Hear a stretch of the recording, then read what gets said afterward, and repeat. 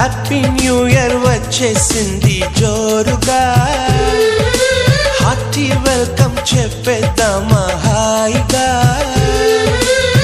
కొత్త కొత్త ఊహల్లో తెలిపోటియా, మనసులోని ఆశల్ని పంచుకో బ్రదర్. గుండెలోని భావాలు గుప్పుమన్న ఈ వేళ, కదిలల్లే కాలపు కన్నెకి టాటా చెప్పుదామా.